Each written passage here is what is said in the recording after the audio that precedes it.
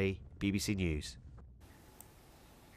Let's get more on this now from Anas Gomati, who's director of the Sadeq Institute, Libya's first think tank. Why do you think, after a period where things have been relatively quiet in Libya, it's all started to flare up now? Well, it's actually been because of the last 3 years since the UN agreed a peace deal and installed the government in Tripoli led by Fayez Sarraj. That was supposed to be the end of the conflict. There was an announcement in Morocco, there were hands shaken, there was a congratulations that we were given by many different governments all over the world in the Security Council.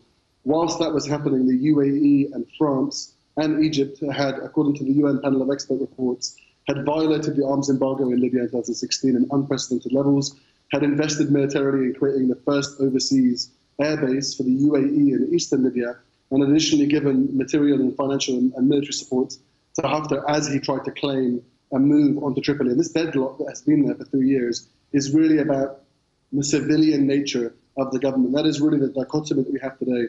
Libyans have a choice. They either live under a civilian regime, the one that they aspire to have in 2011 after the revolution, or they go back to military rule, which is effectively what Haftar is trying to do. And he's been trying to break that political deadlock and accomplish a fait accompli, arriving into Tripoli, creating the facts on the ground and acquiring things through power.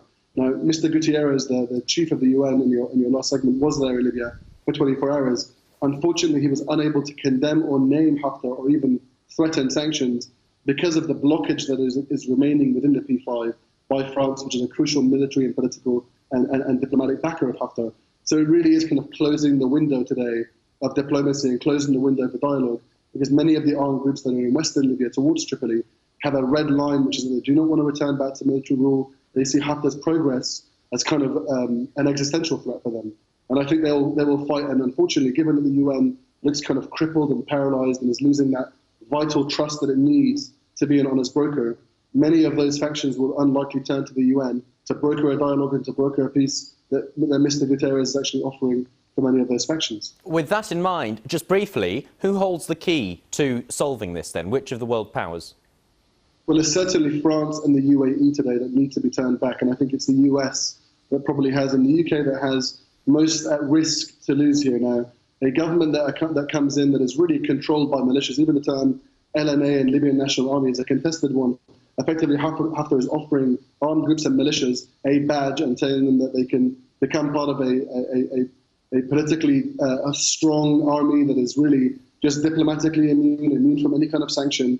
And those kind of troops could cause massive chaos on the edge of the Mediterranean as it comes to the summer months when migration plugs are going to move forward. And Europe, mainly the UK, France and Italy, stand a lot to lose if that's to happen. The US, doctrinally speaking, should be turning back now and looking at the Russian support that Haftar receives, and it may have to take some sort of unilateral breakage of this multilateral deadlock that is there in the P5 and the Security Council of the UN, in the UN, and that's probably the only way. But I think turning back and turning away really from Tripoli, where there seems to be the advantage towards Haftar, and turning towards Paris and Abu Dhabi and asking them how they can turn back and how they can remove back and hold on to Haftar and try and get him to pull his military and armed forces back from the capital. OK, Anas Gomati, thanks very much indeed.